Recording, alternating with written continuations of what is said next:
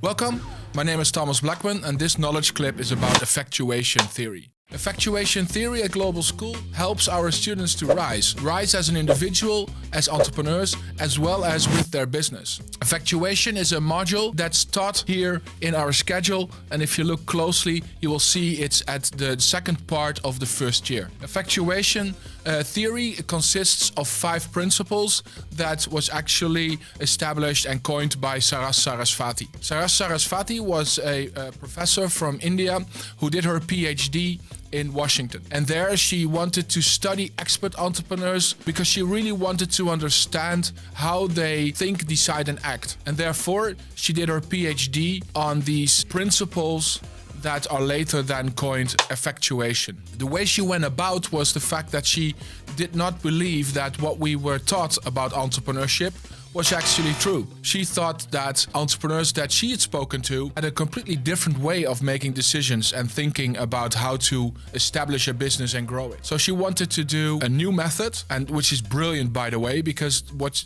really sets her apart is the fact that she did a completely different way of researching. In the past, we would ask expert entrepreneurs, how did you get so successful? And then these expert entrepreneurs would tell us that they remember where they were, that if things wouldn't have turned out well, they would not have been here. Well, we really put them on a pedestal and we thought they had this different DNA and that you have to have this entrepreneurial DNA to be able to become an entrepreneur. Well, with Global School and based upon Saras Sarasvati's research, we are proving on a daily basis that that's not the case. The only thing that we need is people to really wanting to become an entrepreneur, and then the rest will follow. And I wrote 3 books about it, introducing it into the corporate world. I think it was around 2013. These were all steps towards excellence in entrepreneurship and mastering the subject, and therefore I really wanted it to be the cornerstone of what makes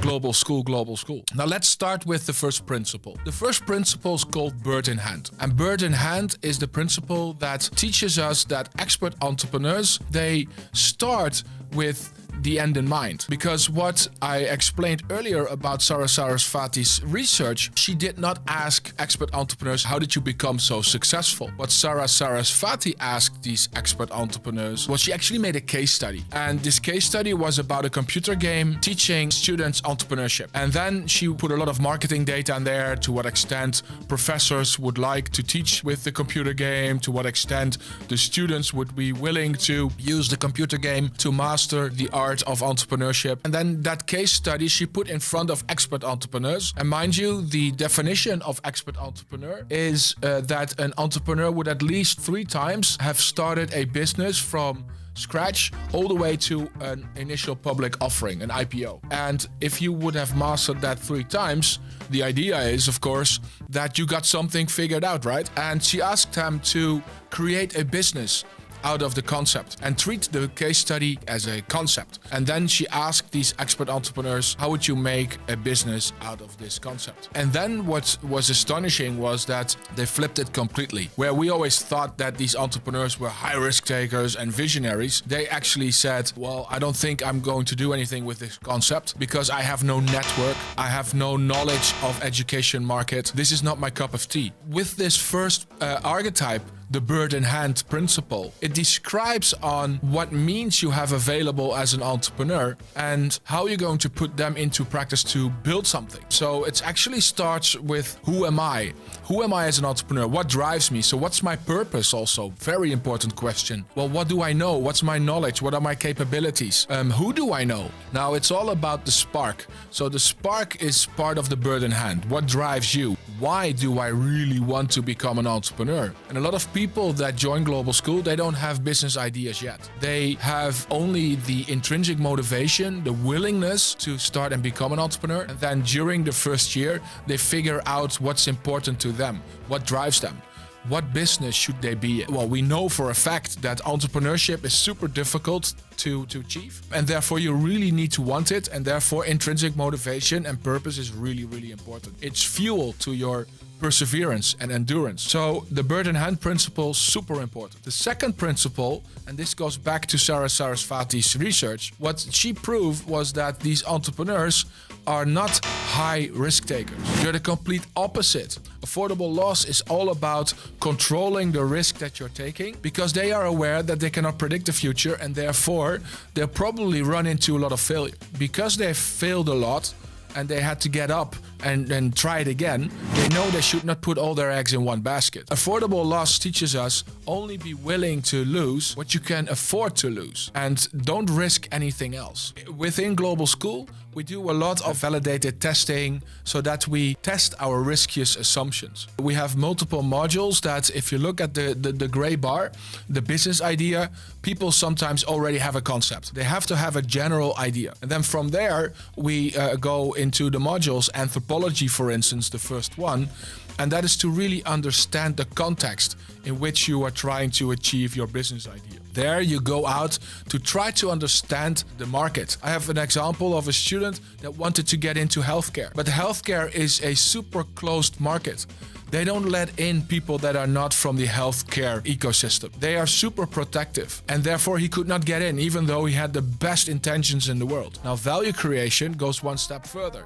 That's pinpointing the right customer segment. So within the market, this is my ideal customer. Why is that an ideal customer? Trying to understand the needs, the pains, the gains from a customer. The job to be done. A whole video about that also. After you've understood the customer, you start trying to really turn your business idea into a value proposition. A value proposition tailored to the specific customer. That happens within Lean Startup. And there you test your solution and you really validate your riskiest assumptions about your solution. And then once you have that product market fit designed and tested, then you build a business model around it. Once you have the business model, you still need the pricing model.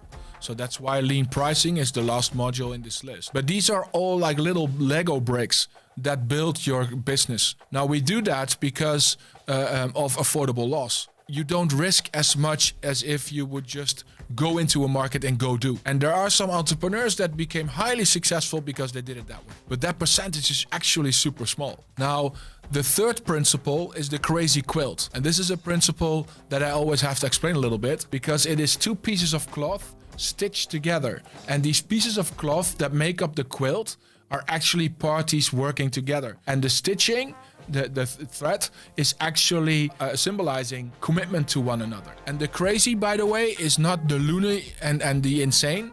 It is the unexpected collaborations. And you see this a lot more now than you did in the past in bigger industries. If you look, for instance, at the example, Vattenfall is a energy utility company, and Volvo, well, you know, of course, from the cars. These two work together to develop and to speed up their development of hybrid cars. And within Vattenfall, they learned a lot from Volvo about cars, and Volvo learned a lot from Vattenfall about how to deal with energy. The more you collaborate in Quilts, the more bird in hand you get available, because you not only get the money available, you also get the knowledge available, you get the network available, you get the assets available. So you see how the bird in hand, the affordable loss, and the crazy quilt connect together, right? You've probably all learned the saying, if the world gives you lemons, make lemonade, right? This is where the lemon stands for a unexpected surprise, something that you didn't expect. Could be positive, then it's a sweet lemon, and then it's an opportunity,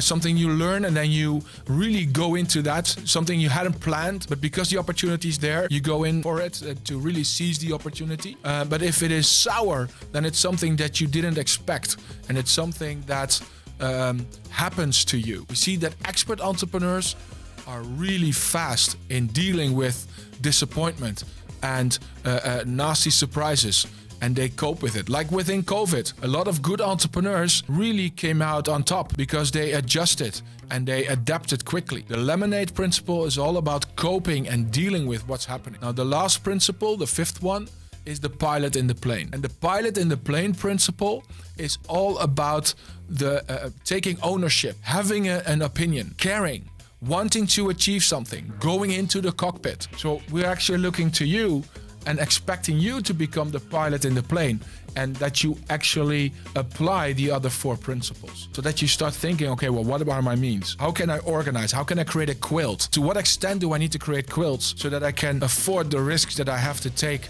to actually try this on the market? Then deal with whatever is going to happen, which is the lemonade. So you see that all these 5 are all coming in with a package. And it's not a method. It's not a technique. There are principles. It's ways to cope with problem solving.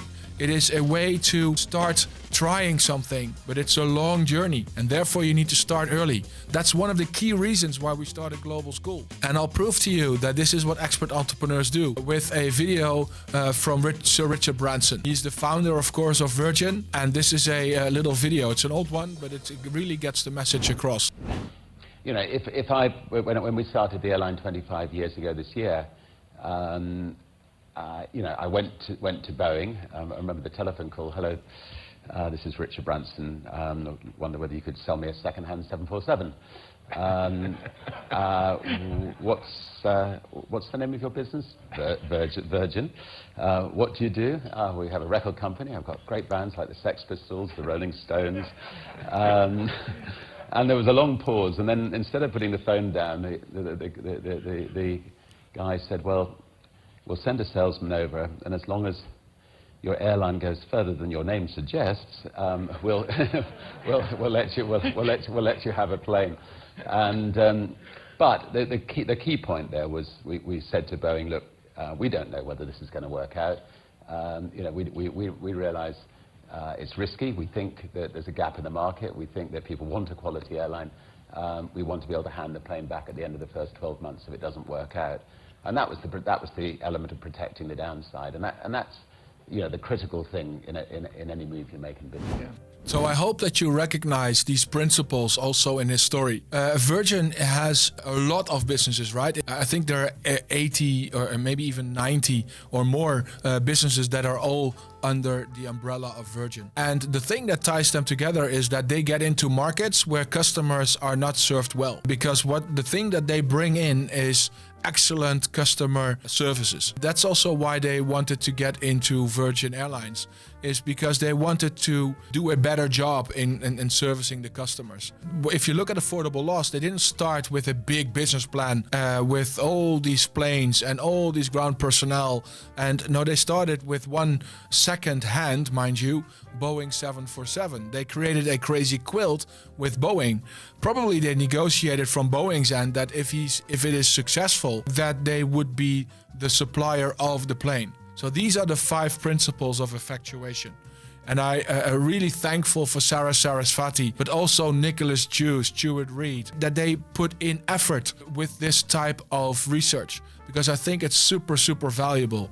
And I think that these effectuation principles are a really well-kept academic secret. Even still, even though there are books on the market, a lot of academics don't understand the true value of effectuation, that they don't understand because they haven't been entrepreneurs themselves. So they cannot understand the value of them. But what we see in our teaching is that this module is one of the most valuable modules for the students, because it really allows them to get started and to make their concepts smaller. In the next videos, we're also going to be looking at the combination of effectuation with the business model canvas, as well as effectuation in combination with what I called the Effectuators Roadmap. That is to plan your steps moving forward. So I really hope that you tune into those videos as well, and that it will help you to rise as an entrepreneur and rise with your business. Thanks for watching. See you next time.